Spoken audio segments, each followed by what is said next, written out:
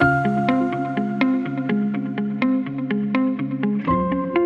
in this episode of Ivory GC, Hannah Peters Siegfried joining, General Counsel, head of people, experience with M&A and really cross-functional background with legal and business. Looking forward to talking about it all here. Thank you for being here. Yeah, thanks for having me, Brian. Good to see you. So why don't you start with telling us a little bit about you've gone out on your own recently. Tell us a little bit about your current position, what you're doing, and then we can jump into what's brought you here. Yeah. So it's been an adventure already. It's been maybe 6 months or so since I left an in-house role. And really was intending to take a little time and kind of figure out what I wanted to do with my life going forward. Although, I was very, very happy in the subject matter of what I was doing, just trying to figure out what that would look like. And had a couple fractional opportunities and consulting opportunities kind of fall in my lap. And it's been really wonderful in terms of, lifestyle flexibility, but then also just in terms of my engagement and sort of getting reignited as a GC, as a head of people. Really getting back to working with some businesses that are growing and doing interesting things, having great variety, different every day, all of those things that kind of keep us on our toes, but also are really inspiring intellectually and professionally. So, and then I think that, what else, the other main learning for me so far has been that there are just a plethora of businesses out there that need support from experienced GCs and or CHROs that either don't have the need or don't have the capacity yet or at the moment to take someone on full time. And so when they are, looking for help, quite often they might go to a junior person, or they might just kind of cobble together internally a function, one or the other functions. And so having say an experienced GC who's willing to work fractionally is a big help for folks who really want to set a solid foundation, but aren't ready to bring someone in full time yet, or at least not someone who has a certain level of experience. Do your clients, do they tend to be in the same industry, or are you a bit industry agnostic with who you represent? Yeah, I've been pretty agnostic, and part of that is, I think, throughout my career intentional, that I've just really loved kind of a lot of what I look for in roles is what can I learn here? What do I not have experience with? What's going to be new and exciting? So I've hopped around sectors a little bit. But yeah, so it's been nice to have some variety that way. So tell us a little bit about your background. How did you come to go out on your own, and tell us kind of what shaped you as a lawyer? Yeah. Oh gosh, what shaped me as a lawyer? That's such a good one. So I started on a pretty traditional litigation path, and worked. I went to law school in Chicago, and as a law student worked for the public defender, and that's where I really got some great and very interesting litigation experience off the bat. Worked at small law firm doing litigation right out of law school, and then had the opportunity to shift in-house, and was really, really drawn to in-house work because of the opportunity to learn about how businesses work and what makes them successful, and then to use my training as an attorney to really drive the success of the business. And so I think it's been, in terms of like what's shaped me as an attorney, certainly when you get some training around litigation, that's going to make you sharp for sure, and make you think on your feet and make you very independent, since you're most often walking into court on your own. And then, having experience with other in-house attorneys, I think there has been so much learning or so much of that kind of initial learning was supplemented by, okay, this is how you move in a corporate environment, and this is how you talk to people, and this is how you communicate well, especially like that one major. So it's like sort of taking that sharpness and skill and then adding to it some finesse and really those professional skills have that's been super beneficial for me and really interesting to kind of have both of those experiences. What did you, would you change the most in your communication style from a background in litigation to more of an in-house role? And would you find successful in doing that?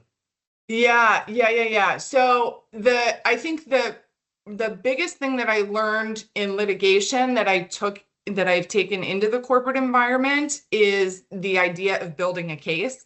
And Yeah. just being, we're trained in law school, we write these papers, we put on these mock trials and everything, where it's just like this small fact leads to this small fact leads to this small fact, and I lead you step by step through my reasoning so that there is just so that you have no choice but to agree with me by the end of it, ideally. And so that sort of methodical thinking and explaining myself and my thinking in that way, I think has been really helpful in a corporate environment, especially because it's a massive game of telephone. If you're a startup and you've got 7 people, great. Everyone's going to be on the same page at the same time. But if you're a global company and you have 600 people, it's a game of telephone, like who hears what and how. And so really being clear in communication, I definitely took from litigation. The thing that I think was supplemented by being inside a corporate environment is the repetition of that. So, say it again, say it in a different way, be really thoughtful about the means and the method. So, are you a company that's always on Slack? Are you a company that checks emails? Do you have a newsletter that people read or don't read? What is your town hall cadence like? Like, who is the best messenger? All of those things. And then just like boom, boom, boom, boom, boom, like make sure if you need people to know something, you got to say it 6 times before, in an environment like that. Particularly important, I mean, with business clients that, it's helpful to really make things simple, clear. And I think as I progressed in my career, it was easy to see people maybe in other industries or in the legal industry talking in a way that, if you didn't understand everything that they were saying, it was they thought maybe it was an indication of their intelligence. And it just was the exact opposite of, like, the simpler you can make it sound, the better. And it's a balance. You don't want to over explain and talk down to people, but finding the right balance between being clear, being concise, is just an incredibly important skill. Totally agree. Yeah, totally agree. Explain it to me like I'm a 5th grader, always. Yeah. So you had quite a bit of direct experience as in HR. So talk a little bit about kind of how you developed that skill set, how you got into that space. Yeah, I have to give credit to my first boss. My first boss when I took an in-house role was actually the global head of people for global private equity. And I have to give credit to him because he really was like, listen, I recognize that you have certain understanding and skills coming from the legal side around employment, insurance, contracts, all of those, immigration, all of these things that make up so much of an HR function. And, he's like, I recognize that you have that experience and that knowledge. Everything else that falls under talent operations, performance management, I can teach you that. Like, let's work. I've got that and you've got this, and let's, put it together and really create a dynamic HR function. So that's really how I got started. And then it's been very interesting because that was 15 years ago or something. When I had a first sort of hybrid role, and that was unusual at the time, I think, and now you see them all over the place, where it's, general counsels are really acted like really leaning into the generalist part of general counsel, and part of the GC function it could be HR. I've seen IT, general operations, parts of finance, certainly risk, insurances, stuff like that, real estate. So that, having that sort of generalist piece to the experience can be really helpful. Yeah, it's I'd say the HR space is probably the one that I see most closely related to, Yeah. general or corporate or commercial attorney. I mean, there are a lot of routine employment matters that can be handled by a generalist. Yeah. We're trying to find at Ivory what are those day-to-day, matters that we can handle as generalists before they, rise to the level of needing to go to a subject matter expert, and that the HR space definitely seems to be kind of a close second to the commercial and corporate space. Yeah, huge. And especially in the US right now, where the employee, all kinds of things, like the states are very active and the states can have different compliance rules state to Yeah, state, yeah. even on like the data privacy and stuff like that, which overlaps with a lot of employment stuff. But Contractor and employment matters. I mean, there's a whole gig totally, worker space is really evolving quickly. Lots to stay on totally. top of there. So can you share some of the challenges that you faced in your role as GC and how you overcame them? Yeah, that's a great question. I mean, so certainly COVID comes to mind. I was GC and head of HR during the pandemic, which, my joke about that is like head of HR plus GC during a pandemic equals infectious disease specialist. That's like somehow those two things. Everybody is like, what do we do? How do we mask? And so, at the time, working in a business that had essentially retail locations in a bunch of different states, different territories within the US. So that was a big challenge. Communication obviously being key there. I think a big learning for me coming out of that would be, I wish, or what I would do differently is just recognize the crisis a little bit sooner. I think would have been helpful sooner to put other longer term projects on hold and just say, okay, all hands on deck. Even if it's just like next 30 days, we're moving all our timelines back. It's all hands on deck here. I think that would have been helpful. We were kind of continuing to try and like create some semblance of normalcy in those early days. And I think that probably, was harder on everyone than it had to be. So I think that was interesting coming out of that. And other experiences that I've had have been around changes in leadership. So change management, from the CEO level all the way down to team leaders. I think there's a lot there in terms of risk management, succession planning, performance, all of those ways that HR and legal can kind of cross paths. And then, purely from a legal standpoint, having been through rounds of funding and things like that, M&A, keeping really tight internal diligence compliance, I think some people call it, or corporate governance. I'm just like, we're constantly in due diligence. That's what we call it. I mean, that's at some what point it is. when you've got a buyer or investor, you're going to need to hand over a lot. And to the extent that you can compile that as you go, it just makes your life a lot easier when it comes time to consummate the transaction.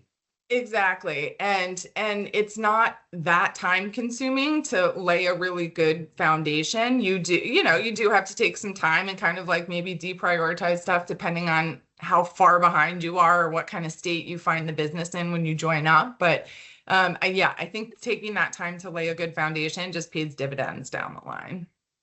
How have you seen? Well, tell us a bit about your role at F. Schumacher and Co. as General Counsel. When did you start there? How long were you there, and how did your role evolve? Yeah, I was there. I started there in mid 2018 and left, I think exactly 6 years later, just about exactly 6 years later. So really, really interesting business. First time for me working in that particular sector, which, I think it's interior design and it's B2B. I think most closely related to luxury retail, because it's, because it's B2B, it's not exactly retail, but there's, we had 15 or so showrooms around the country and around the world by the time I left. And they operate, roughly like a retail location does. So super interesting from that perspective. First time really working, in luxury consumer goods. right off the bat, the thing that I loved the most was just getting to work around beautiful things and artists that create beautiful things. And my joke was they all think I'm a genius because they're artists and creatives and they don't have this type A crazy lawyer brain that we have. You need a little bit of everything, but it's a different skill set, or at least it can be. Yeah. Totally. So, we do the smallest operational thing for them and they're just like, this is amazing. Thank you so much. So that was really fun. But I think that was like the other businesses that I've worked for, they were in a growth phase and that lasted for quite a while. And then, even through COVID, interiors really hit a boom, and getting to expand globally, I think was a really interesting experience for me. So taking the business, the founder had come from Europe and then had been in the US for 130 years. And then, being part of the team that took it back to Europe, took the brand back to Europe, was really neat and special too. Tell us a little bit about that experience. Yeah. I'm sure. Tell us a bit about that. I mean, what were some of the hurdles you faced along the way? Yeah, well, I think it was, I don't know if I should name names with these countries, but we went to the first country in Europe and opened there and I was like, wow, they don't really want people from outside the country doing business here. And then we went to another one and I was like, oh, they're worse. And then we went to the third one and I was like, these people actively are trying to trying to deter outside businesses from coming here. So yeah, a lot of challenges and again, those, as much as you can consider yourself in a constant diligence process and have those ducks in a row and have your processes and everything kind of in place, all of that is made easier. Definitely, leaned on operationally just getting bank accounts, insurances, corporate agents over there in Europe. All of that was technical and took some time, but once that was up and running, it was pretty great. And then, I think from a business standpoint, always really, really interesting to see from our creative side and our sales side, how they adapt the business to the particular culture, the particular, aesthetic point of view and things like that. But yeah, I think biggest learnings from the legal side. Oh, and then the other thing that is so different, I've found country to country is real estate practices and real estate laws. And so, yeah, very, very different. Shout out to, gosh, I think it was Paris, where they have a built-in, I want to say, this is just an example, but I think it was maybe a 6-year lease, but then they build it in that after 2 years, if you're not happy, you can break the lease without a penalty. And I was like, this is amazing. We fight so hard for things like that over here. No one will give it to you. And everybody wants the 6-year guarantee. And yeah, so even little things like that in terms of real estate and leases were really interesting to learn. What outside experts or resources did you use when you were doing the international expansion? I'm assuming you relied on some local resources. Tell us a little bit about that. Yeah, massive. So definitely worth it, in my opinion, to find a great employment attorney, a great local employment attorney. That was really important for all of us. Do you remember how you found yours? Right, just referrals.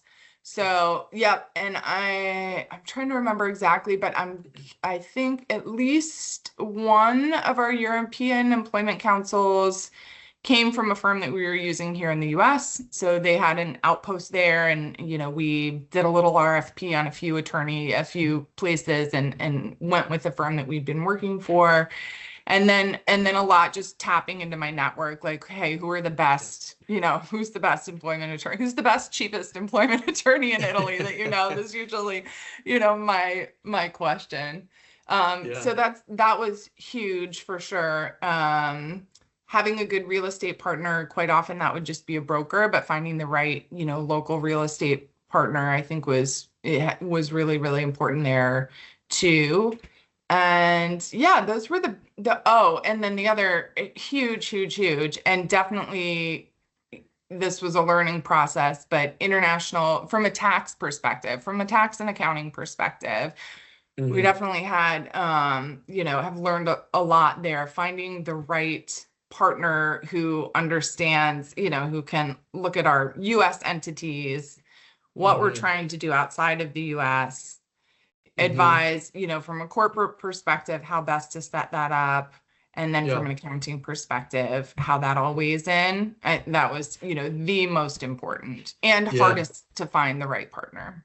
So you've taken a pretty tech forward approach in your career. Tell us a little bit about kind of how you've implemented technology as a lawyer and particularly in that crossover in the legal and business space. I don't know if you're seeing this, but I have found in general that the legal profession has just been arms open wide to embracing AI tools.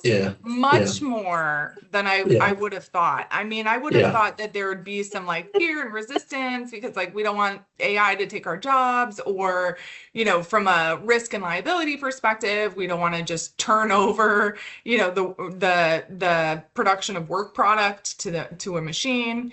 But I have found the legal profession in general have been like so embracing of AI tools, myself included.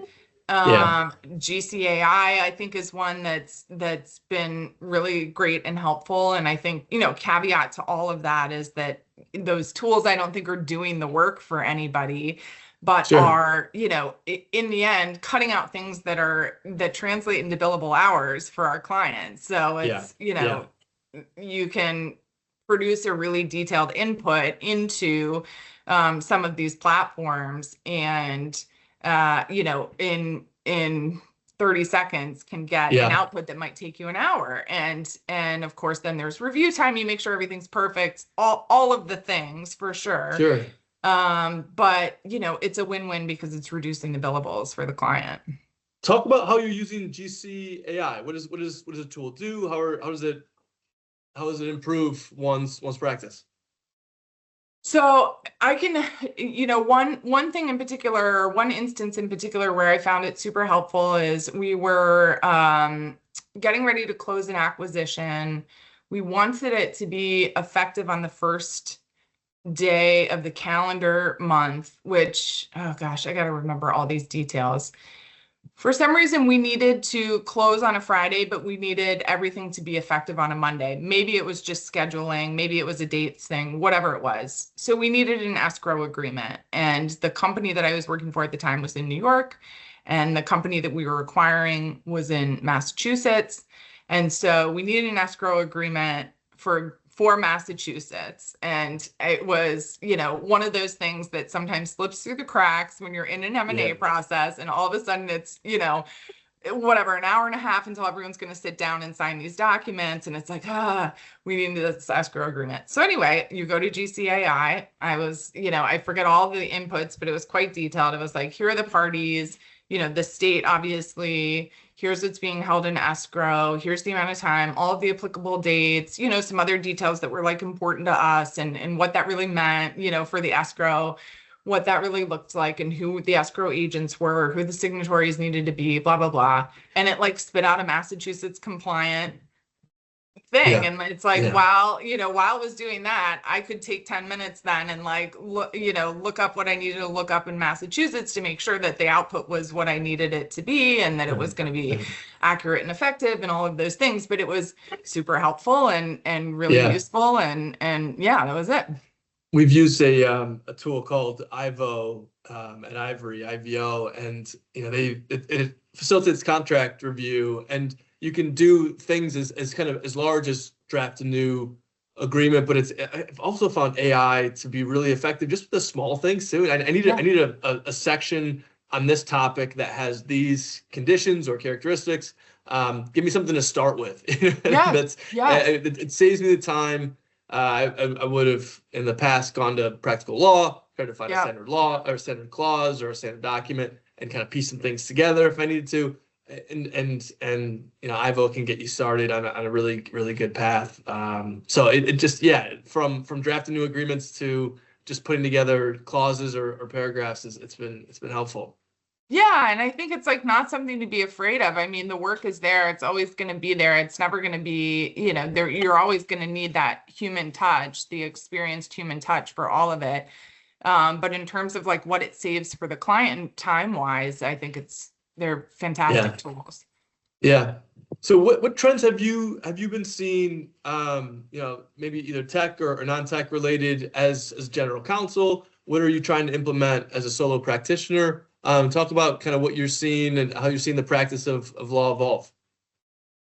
Yeah, that's a great question. So, my personal experience has been sort of as a real generalist and being, having a lot of experience as leading teams outside of just legal teams. And so again, I see that more and more falling under a GC role, either a hybrid or like looping HR under the legal umbrella. I was just attended a very lively debate a couple of nights ago. There was a dinner and whatever forum for CISOs and privacy data security and GCs. It's like CISOs, data security leaders and GCs, and it was sort of like, okay, where does data privacy fall? Where does security fall? Where does risk fall? How do these functions all work together? But I think, net of that discussion is that very much is like, all general counsels need to be data privacy experts as much as possible. From an AI perspective, I mean, from a social media perspective, from an all media perspective. It's just everywhere. It's everywhere. And a lot of different states have different requirements in that regard, and they're changing really quickly and all of the things. So yeah, I feel like that's a big one is security, risk, data, all of the, that whole group of topics is more and more important. Yeah. Reflecting on your career, what has been the most fulfilling aspect of your your practice? Yeah, I think it's really, for me, the times that I feel most satisfied is when I really feel like I am partnering with the business leaders within the company that I'm working for or supporting and helping them achieve their goals. So where is it that you're trying to go? How can I help you get there? And, I think that's in terms of trends and all of the things too. I think that's another important one for general counsels is like the answer is always yes. It may not be yes the way you want it or yes in the timeline that you want it or whatever, but it's like, yes, if you need to get from A to B, we're going to find a way to get you there. And I'm going to be transparent with you about risks, and I'm going to treat you like the business leader that you are and let you take those risks if you decide to. And, we're going to work together to figure out what's best for this business. But really, it just feels so good at the end of the day when it's like, hey, we want to go to Europe and like we make it happen. And that feels good. Yeah. It's such a contrast at times to practice at a law firm where you're asked a legal question, you give legal advice, and that's your domain. But when you're in-house, it's a business. You've got a business question, you've got a business objective. You can contribute much more closely to accomplishing the goal, and you see the forest for the trees, where it's easy for to get lost at a law firm. And I think businesses recognize that. I think that's why what you guys are doing at Ivory is so interesting. And that's really, the kind of work that I've also tried to focus my practice on is really more fractional. So not as a solo practitioner as it used to be called, that, I'm dropping in for like a review here, a review there, an hour here, 3 hours there, something like that. But really like, how can I partner with you? It doesn't have to be full time. It doesn't have to be whatever, but like, really recognizing the benefit of having someone with this experience and knowledge embedded in your team in one way or another, understanding your business, your processes, where you're trying to get to, so they can, help you get there and assess the risks along the way. Yeah, that's absolutely right. So what would you tell a junior lawyer who wanted to be in your place one day? It was just getting started on their career. What advice would you give him or her? I would say, first of all, I would say follow the most interesting opportunities. So, I definitely, my path sort of looks like this. It's been a bit of a windy road, mainly because I've just been like, okay, what's the next exciting thing? What are of the opportunities that I have right now, which one really is most interesting to me. And I haven't worried too much about like, am I climbing a particular ladder or am I getting to a particular place? So I think that's it, is like, you know, just if you take one step after the next, doing what seems most fun to you, Yeah. you're going to end up with a really fun career. Yeah. And then the other thing I mean, when I was fresh out of law school, I had the opportunity for a period of time to share an office with my boss. And I learned so much in that period of time because I heard every phone call, basically every client meeting. You know, I saw every minute of trial prep, everything like that. And it was so That's really helpful. interesting. So that would be my other piece of advice, is like, if you can find someone that'll just let you be their little shadow. Yeah, And immerse just like yourself in it, and by osmosis, you'll pick up a lot, I'm sure. so much, so Yeah. much Yeah. valuable skills and information. That's great. Well, thank you for joining me for the conversation, and you know, I'm sure you're headed towards much success as on doing your fractional practice, and I wish you all the best. Thanks for being here. Yeah, likewise. Thanks, Brian. Great to be Uh, here.